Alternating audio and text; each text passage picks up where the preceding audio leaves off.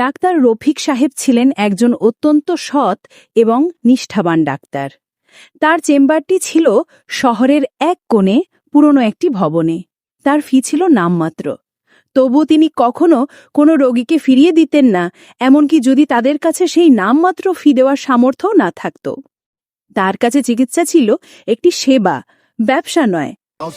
এক বিকেলে একটি ছেলে তার মাকে নিয়ে ডাক্তার রফিকের চেম্বারে এলো। ছেলেটির মা গুরুতর অসুস্থ ছিলেন এবং তাদের কাছে চিকিৎসার জন্য পর্যাপ্ত টাকা ছিল না। ছেলেটি ভয়ে ভয়ে ডাক্তারকে জানালো যে তাদের আর্থিক অবস্থা ভালো নয়। ডাক্তার রফিক সব শুনে একটুও দ্বিধা করলেন না। তিনি হাসিমুখে বললেন, টাকা নিয়ে চিন্তা করো না, আমি আছি।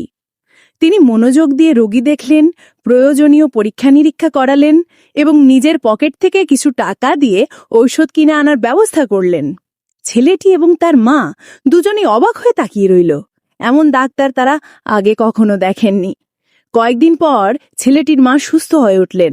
তারা ডাক্তার রফিকের কাছে কৃতজ্ঞতা জানাতে এলো। ছেলেটি যখন তাকে কিছু টাকা দিতে চাইল, ডাক্তার রফিক তা নিতে অস্বীকার করলেন। তিনি বললেন, তোমাদের মুখের হাসি আমার জন্য সবচেয়ে বড় পারিশ্রমিক। ডাক্তার রফিকের এই সততা এবং মানবতা তাকে কেবল একজন ডাক্তার হিসেবেই নয়, একজন সত্যিকারের মানুষ হিসেবেও পরিচিতি এনে দিয়েছিল। তিনি জানতেন, মানুষের পাশে দাঁড়ানোর চেয়ে বড় কোনো ধর্ম নেই।